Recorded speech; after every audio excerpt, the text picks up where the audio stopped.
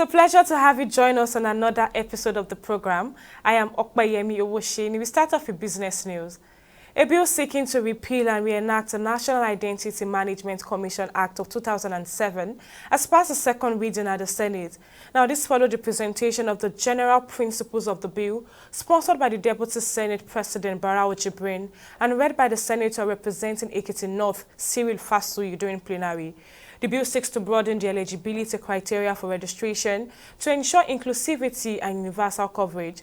The Deputy Senate President, in his response to the contributions, said it is important to ensure a society equipped to fight against crimes and have a crime-free society. The bill was therefore passed for a second reading after a majority vote by the lawmakers referred to the Committee on National Identity Card and Population to report back. The objectives of the bill are as follows. A. Expanding the scope of registrable persons. By broadening the eligibility criteria for registration under the Nigeria ID system to ensure inclusivity and universal coverage. This allows all persons resident in Nigeria to obtain a national identification number, NIN, and utilize it as a recognized form of identification. B. Streamlining the sharing of personal data by incorporating robust data protection measures to not only safeguard the privacy and confidentiality of individuals' personal data, but also to foster trust among citizens in the handling of their information. This NIN can only be issued to Nigerians by either officials of NIMC, residents in the high commissions across the globe, so that access will be easy without any fraudulent manipulation or exploitation. Most of us are affected by fraudulent acts as a result of our biometrics that are not controlled. Here, there are a lot of fraudulent acts taking place using banks and numbers round. I believe that if we end up having a commission like this and empowered to take care of the control and management of data, it will help Nigerians against hackers. I therefore support this, and as contributed by my colleague, that issue of penalty should be put in place. There must be a provision for punishment for willfully refusing to register. The Nigerian Senate expressed grave concern during plenary over the ongoing importation of hazardous petroleum products and the dumping of substandard diesel in the country. Now, this issue, according to them, poses a serious threat to the Nigeria's industrial sector. The senator representing Cross River South, Asuko Ekpeyong, moved the motion, which received widespread support from his colleagues. Ekpeyong and other lawmakers lamented the continuous influx of these dangerous products into the Nigerian market, highlighting their detrimental human and mechanical consequences. They noted that this practice undermines the efforts of local businesses operating within the Nigerian economy. The quality of the said diesel is below the Nigerian standard in terms of flash and sulfur levels. In spite of the substandard nature of the diesel, it has found its way into the Nigerian market. The Senate further notes that the stock of diesel in contention is priced below the fair market value, which constitutes dumping on the World Trade Organization rules. The investigation, as suggested by our colleagues, should be holistic, very holistic, and that is also to unveil why somebody is producing diesel in the country and he had to go out to look for foreign market to sell the product. On the other hand, polluted or toxic diesel is being imported into the same Nigeria. Less of a quality petroleum product is used. It leads to an early, destruction of the engines of these vehicles, including also its negative impact on our industrial sector. So all of these are issues of significance that make it essential for us as a Senate to holistically look into this issue. This is an infraction. This is criminal. This is not in the interest of this country. And I beg you, and I beg you, and I beg you, we must see to the end of this infraction and this unwholesome activity, so that it will be a deterrent and it will teach others a major lesson. We'll go on a short break and be back with more stories in the corporate world.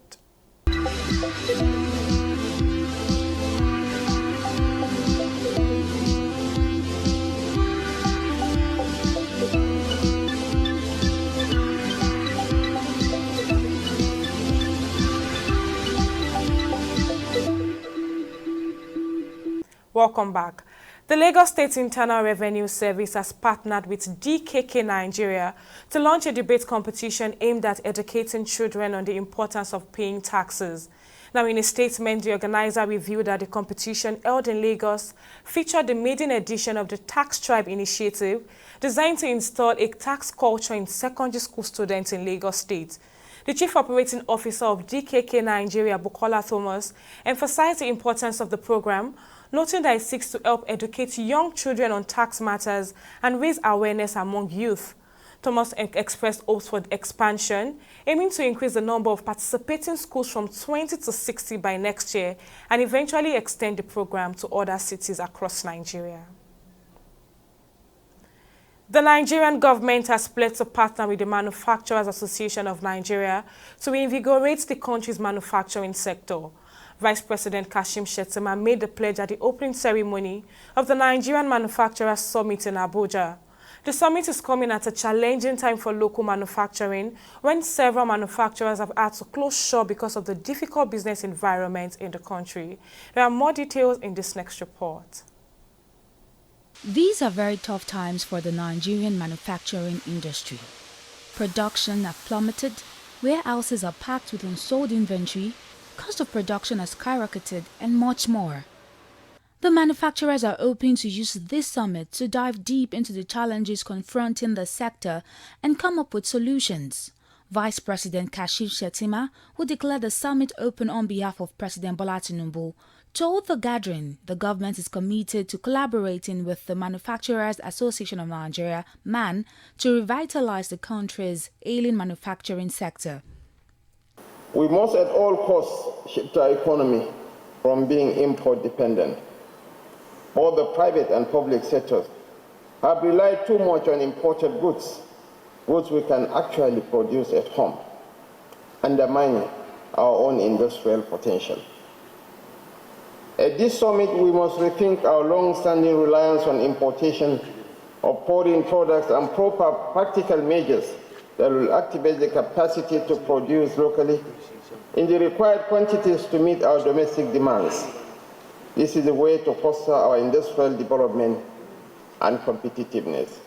In his keynote speech, President and Chief Executive of the Dangote Group, Aliko Dangote, criticized CBN's recent increase in the interest rate to almost 30%, saying businesses in the country could not cope with the over 26% interest rate released by the Apex Bank in May.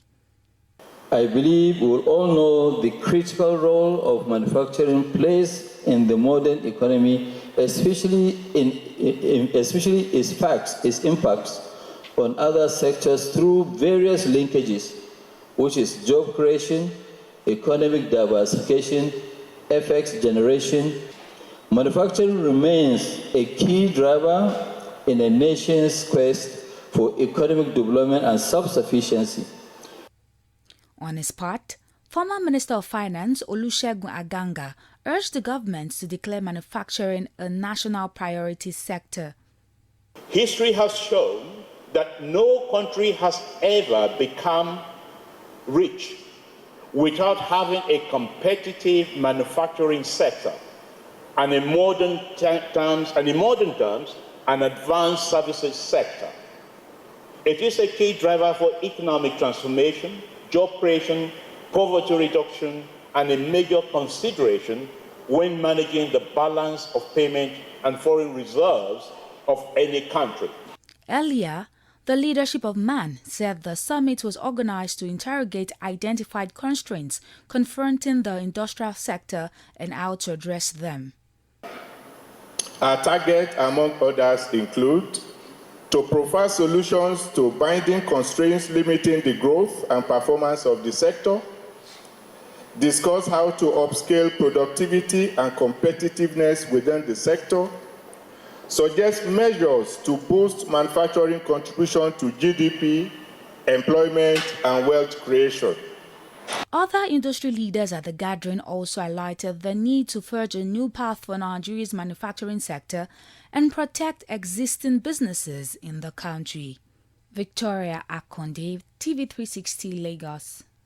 We'll go on a short break, but when Money Matters return, we'll be talking about the latest report from the Nigerian Ports Consultative Council, NPCC, showing a drastic drop in vessel calls into the nation's ports. I'll bring you details of this and more after this short break.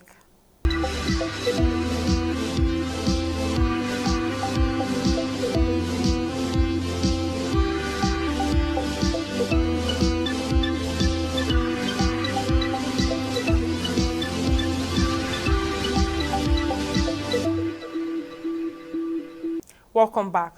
Now, recent reports from the Nigerian Port Consultative Council has shown that a drastic drop in vessel calls into the nation's port has plunged operations in the maritime sector into a major crisis as businesses continue to nosedive following the forex crisis and inflation currently mutilating against the economy.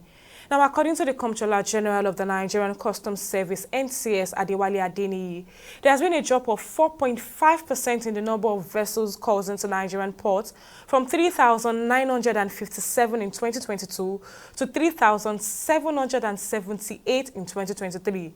Adeniyi, who visited some of the terminals in Lagos, lamented that most of the terminals were empty, noting that import duties trade has dropped. He encouraged Nigerians to engage in more exports to boost the naira.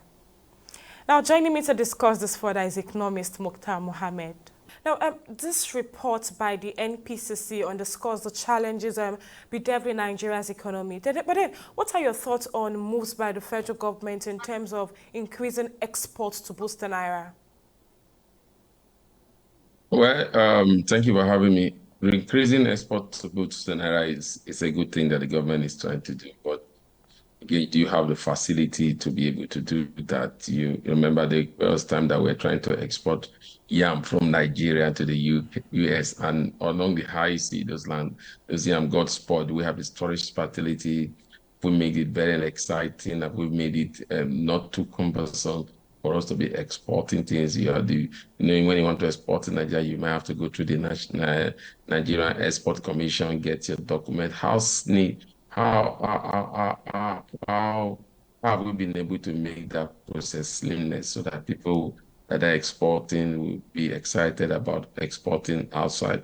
Remember, there was a time that when you export out of this country, you still have to remit the effects to the CBN, and the CBN don't give you the naira. So all those things did not excite traders to want to do that. But I think if we look at those loopholes and we are able to correct it, of course, it's be a good idea to be exporting a lot of goods outside and the end effects on them. Okay, Mr. Mohammed, we've spoken about what the government can do to make it better, but then what can the citizens do to aid the government's efforts to improve export and consequently boost the naira? Well, as a citizen, you have a lot to do to increase. Number one, you also begin to think about using made in Nigerian goods. That's one way you can encourage Nigerians there and then help the government, because you no more put so much pressure on the naira. So you, as a citizen, you have to think about what you can do here instead of sending high-end money, buying things outside. You think of what you can get here. Then two, again, citizens begin to look at opportunity in the area of export. Where can you go, and all that. So it's all boiled down to the citizen doing what they have to do. Okay, so do you think the nation's high exchange, which has been an issue for such a long period of time now, could be a contributory factor affecting the drop in vessel calls? Of course, why not? I mean, that means cost of bringing vessels to Nigeria has drastically increased. And so, again, you don't even have the effects. So definitely that is a big cost, because you're looking at cost. What has happened these days is that the cost of buying a product outside the shore of this country is cheaper than the cost of clearing it. So a lot of people are not excited. You buy a product, maybe buy a product $1,000, and to clear it, you are using $2,000 to clear it. You don't want to get involved in that business. And now that means you have to sell it for about $3,000. And again, the earning ability of the average Nigerian or the Nigerians have not improved. So you have those stock just piled in there, nobody can to buy it. Just look at the area of vehicles. Now, a lot of Nigerians rather buy made in Nigerian vehicles, second-hand vehicles that are made in Nigeria, rather than even importing any vehicle, because the cost is very high. So definitely that has contributed. But in the area of FX, maybe earning of FX, that also could also be a way that we encourage a lot of people to want to earn FX because of the high exchange rate between the naira and the dollar. But in terms of bringing in goods, I think it has made so much of those goods more expensive, and that's why you are not seeing a lot of people bringing in goods any longer. Okay, so away from the foreign exchange, one other major thing the importers are complaining about is the duty rate. Now, could this also be a contributory factor? Oh, yes, because again, the duty rate is not that they're even complaining about the duty rate that, okay, we should pay low duty. They're talking about the instability in the duty rate. Today is 1,400, tomorrow is 1,500, the next day is 1,600. So how can you be able to plan with instability at that rate? Now, before now, the CBN had a Form M that you can fill. On the day you are filling, the exchange rate is what that was the duty you pay when you are bringing in. But just yesterday, they've canceled Form M. So what does that do? That means any amount of duty you are bringing into the country, you are going to pay the exchange rate that you don't even know. So definitely, that is a very, very big challenge. And that's why we keep saying that it's better to maintain one exchange rate when it comes to importation of goods into Nigeria. Why is it that we have a rate for people that are going to hash, that is not adding any value to the Nigerian economy, yet we want to be market determining rate to determine the duties that we pay for importation of goods? Now, let's talk about the broader economic implications of this reduced maritime activity for Nigeria. What do you think would be the broader implication of this? First implication is the loss of job, and we are already seeing that already. You just need to go through Lagos and you see some of these car shops, seems to be nobody is there. And what you have are old cars, so people are not buying. So definitely that's the first thing that we'll see. Then secondly, they need to have FX. We don't even have FX because sometimes some of these vessels that comes into this country pay their duties, their landing costs or whatever in dollars. So they are no more coming. So you don't even earn dollars. So that will help stabilize the exchange rate. So those are the major two causes that is affecting this current situation of people not bringing in goods into Nigeria. Now, the CBN in recent times has introduced so many policies into the economy with the aim of making the economy better. Now, what other measures do you think the Apex Bank can take to stabilize that's the exchange rate, as well as support the maritime sector? One, I've said it, the first thing they have to do, they must make sure the maritime sector have a fixed rate. You can't be using a market determining rate to calculate import duties, tariff payment. No, that does not work. No economy in the world does that. If you can have a rate for hash, you can have a rate for them. Look, like what I keep telling people, I say, you said your naira is undervalued. So what is the true cost? What's the true exchange rate of your naira to the dollar? So why not fix your port fee based on the true exchange rate of your naira? You will see that inflation will come down. You will see that businesses will begin to strive and grow. But when you are looking at market forces to determine your exchange rate, definitely market forces will want to take a lot of advantage, and the rate will keep going up. And it's the consumer that will bear the brunt. It's not even the importer. So that is one thing they need to do. Secondly, the government also have to take a bite of their revenue. We saw it happen in Kenya. What we need to do is to begin to look at household items that are coming into this country. Do you remove tariff from them for the next 6 months, 7 months, rather than saying, oh, three houses will be having 50,000 for 3 months. After 3 months, most of the goods that they buy has gone up astronomically. So I think as the CBN is doing that, the physical side also should be doing that. Why are we paying so much in electricity? Why are we having band A, band B? When customers, manufacturing sector are already starving, even public institutions can no more even pay that bill. So Those are part of the things that the CBN need to do on their own part and the physical side need to do on the other side, because no matter the monetary policy decision from CBN, if the physical side does not complement it, definitely there will not be any visible results. Now, how do you think Nigeria can diversify its maritime activities that, in order to reduce dependence on import and improve economic stability? One, tourism. Tourism. Tourism is key. You go to developed world, they have turned their waterway into tourist attraction. That's what we should be doing. We should look at tourism. We should make Nigeria tourist sector aquatic splendor. We see nations that don't even have the kind of water mass that we have, turn it to aquatic splendor. Those are part of what we should be thinking about. We have so much water all around Lagos. The only tourist attraction that we have now is the Eco-Atlantic. And so many can be developed. So for me, I think the only one key area we need to do is to look at the area of tourism. Okay, so you just mentioned tourism now. So now, how important is it for the government to engage with stakeholders, that such as terminal operators, shipping companies, and custom agents in policy formulation? Yes, but unfortunately, government don't think like that. They just come up with policies and just think should just fall into place. They don't seem to do a wider consultation before coming up with, especially this current administration. There's a lot of policy that they have taken upon themselves to implement that they did not even seek counsel from people that have been in that sector, like you just named them.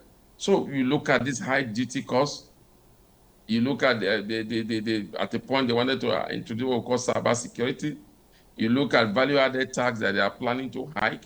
There seems to be no thought of consulting the people or consulting the businesses and say, okay, how can we work together to make this a success? That is why most of their economic policies are not seeing the light of the day, because people do not believe in what they are doing because you did not carry them along. So they need to begin to carry these people in this sector along, because this sector stakeholders are key to driving the so-called blue economy that we talk about. Now, we've been speaking about the government and the roles that the government should play to make things better. But then the private sector also plays a major role, as because they are like a major part of the economy. Now, what role do you think the private sector partnership can play in revitalizing the maritime sector? Well, we've heard about the PPP, public-private partnership. So the private sector should need to begin to develop product, because again, if you look at the shippers company in Nigeria, 90% of them are from the private sector. So they need also to begin to see how they can partner with government in the area of infrastructure, especially in the ports. You saw that Dangote have also partnered with the government in terms of the route from Apapa Port as far as the toll gate here in Lagos. So sort of more partnerships need to come where they are partnering with government, and in turn government is giving them tax holiday. So I think that is where the private sector have to come in. And also the private sector also may have to help that sector in the area of security, because they need security is key when you have assault of vessels on the high sea. So you need to begin to partner with them so that you can get high technology equipment, that high technology security equipment that can help reduce the number of attack on some of these vessels when they are coming to Nigeria or any other part that have to pass through our waterway. Now, how long do you think it will take for the maritime sector to recover from this loss? Well, I think it all boils down to the government, first and foremost, if they are ready to listen, because there's a committee that I feel is the best committee the government has established, the Tax Reform Committee, and that committee has been talking and been giving strategies on how government can help businesses grow and how government can in turn make revenue from there. I think government need to take that committee serious, need to see that committee as part and parcel of them, and listen to them then, and also implement some of their recommendations with no distant period if they are able to do that. we'll see the revaluation of that sector, because that sector is one of the key drivers of job opportunity for Nigeria and also make Nigeria productive. Because when you have your car, you have to go to office and you can get a car, you are more productive. That means you get there on time, you plan your time and everything. And also you know that also not only in that area, any effects to the Nigerian economy also, that sector is also key. Okay, Mr. Mohammed, just before I let you go, let's quickly talk about the ripple effect. That's where concerning global and local importation into the country. What do you think will be the ripple effect of this loss as regards the maritime sector? Job opportunities will be gone, because when you start suffering loss in your bottom line, you think to cut your overhead costs. And so the first place you want to cut your overhead costs is in your personnel, to reduce personnel so that you can now have money to even start the business again. That is one. Secondly, it could also have a systematical impact on the banking sector, because some of these maritime sectors are key player in the financial sector because of the nature of the type of job that they are doing. So that could also cause a crisis on that point when they are not able to pay their debt. So for me, those are the two major decisions. And of course, we've talked about the area of job losses that would definitely happen when you have things like this. Well, economist Mohammed, many thanks for lending your thoughts on the program. That's it on this episode of the program. Many thanks for joining us. I am Okpeyemi Owosheni. See you next time.